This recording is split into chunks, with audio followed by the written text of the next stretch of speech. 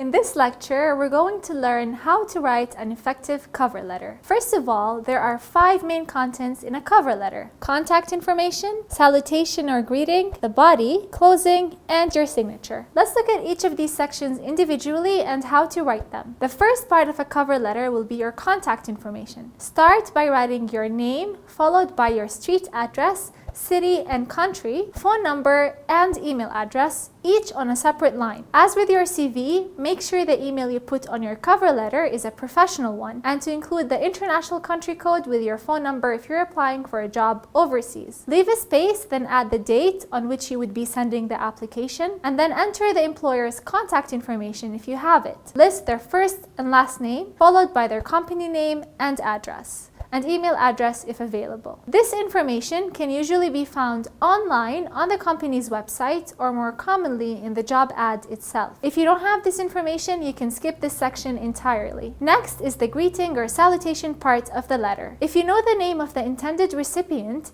you can write Dear Mr. or Ms. followed by their first name and a comma. If you don't have a contact name, you can use Dear Hiring Manager or Dear Sir or Madam instead. Follow the greeting with a comma before beginning the body of the cover letter on the following line. The body of a cover letter is typically divided into 3 paragraphs. The first paragraph should be a few sentences in which you describe what role you're applying for, what makes you interested in the job and the company, and why you are a good fit. Here are some phrases that you could use in this paragraph. It is with great interest that I am applying for the position of, and then you list the title of the position you're applying for. Or, I'm very interested in a career with the company's name, and I would like to be considered for the position of the title of the position. In the second paragraph, you should describe how your job experience, skills, and qualifications allow you to meet the job's needs. You may pick 2 or 3 skills from the job description and use them to demonstrate your desirability. Be careful not to restate your entire CV. Instead, focus on the most important factors that relate to the job. Sentences you may use in this part of your cover letter include: throughout my 4 years of undergraduate studies, I have demonstrated skills and abilities that are exactly what this position demands. Or, working with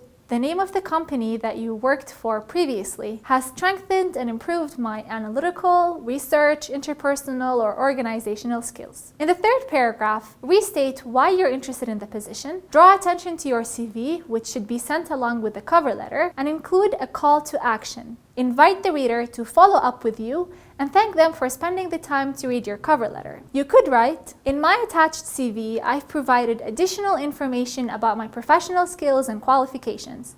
Thank you for taking the time to review my application. Or, I would appreciate the opportunity to further discuss my qualifications with you. I can be reached at, mention your phone number, or at, mention your email. Finish your cover letter by signing off with phrases like regards, best regards, sincerely, or yours sincerely, followed by a comma, and write your first and last name on the following line. You may refer to the document attached for more phrases and sentence starters that you could use in your cover letter. As with your CV, you need to tailor each cover letter for the specific job for which you are applying. Your cover letter needs to show that you understand what the job requires and what the employer is looking for. Follow these tips to customize your cover letter when applying for a job. Number 1, look for the hiring manager. Find out as much as you can about the company and the hiring manager, and if you can, address the letter to the individual responsible for hiring. Number 2, mention how you learned about the job. In the first paragraph of your cover letter, mention where you saw or read the job advert. You can simply say, I learned of this position from the posting I read on Fursa.com. For example. Number 3, highlight your qualifications. Make note of what the employer is looking for in terms of skills and qualifications,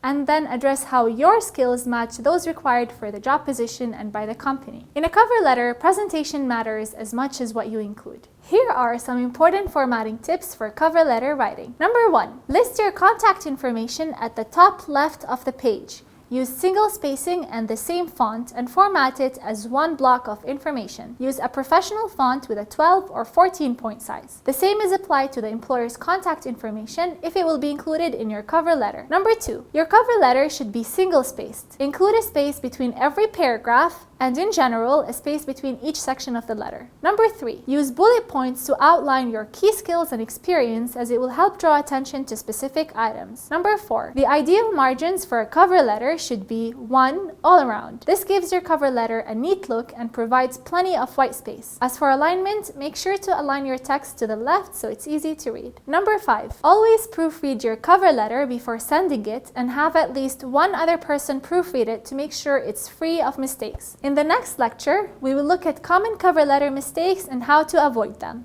Stay tuned!